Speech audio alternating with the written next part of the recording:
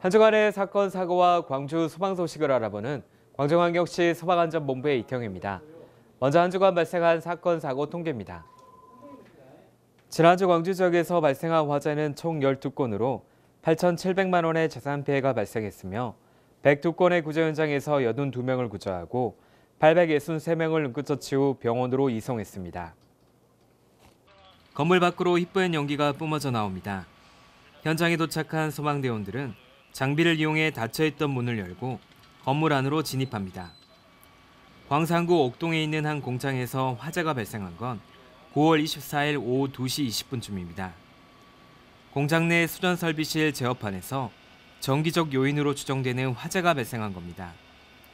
화재로 인명피해는 없었지만 건물 30제곱미터가 그을음 피해를 입었습니다.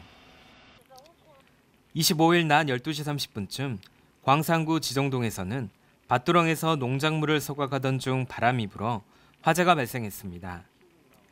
소방차 진입이 어려운 녹록길에서 화재가 발생해 소방대원들이 소방차에서 내려 소방호스 10본을 연결해 진화 작업에 나섰습니다.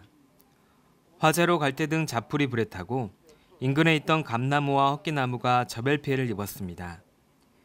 이날 광산소방서는 소방차 8대와 소방대원 26명을 동원해 화재 발생 30여 분 만에 진화했습니다.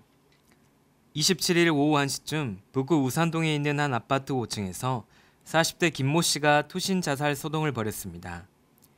김 씨는 소방대원들이 미리 설치해 놓은 에어매트 위로 떨어져 가벼운 부상을 입은 뒤 병원으로 옮겨졌습니다.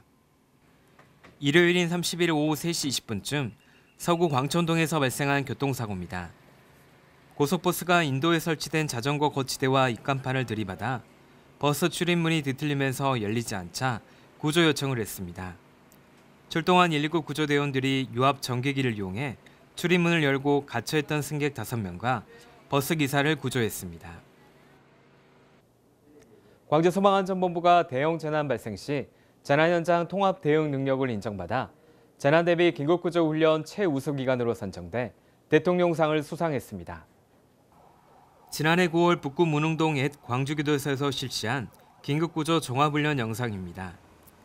한편의 영화를 보는 듯 실전 같은 훈련을 각본 없이 진행해 전국 18개 시도를 대상으로 실시한 긴급구조 훈련 평가에서 지난 한 해 계획 수립과 지휘 능력, 유관기관과의 협력 등 모든 분야에서 우수성을 인정받아 전국 1위를 차지했습니다.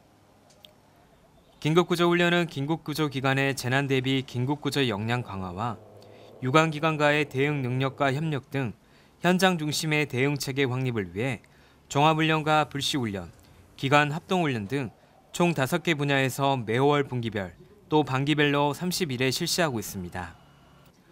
광주소방안전본부는 2017년 2월 긴급구조 지휘버스를 도입한 이후 각종 훈련과 재난 현장에 배치해 현장 상황을 실시간 영상으로 119 종합상황실과 소방청에 송출하고 현장과 상황실 간 영상대화, 실시간 모니터링 등 기존에 볼 수 없었던 첨단 방식을 도입해 새로운 표준 모델을 제시했습니다.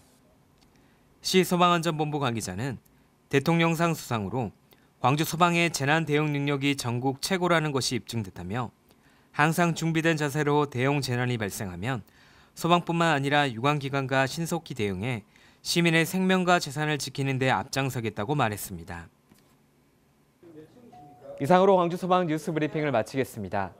멋진 한 주 보내시기 바랍니다. 고맙습니다.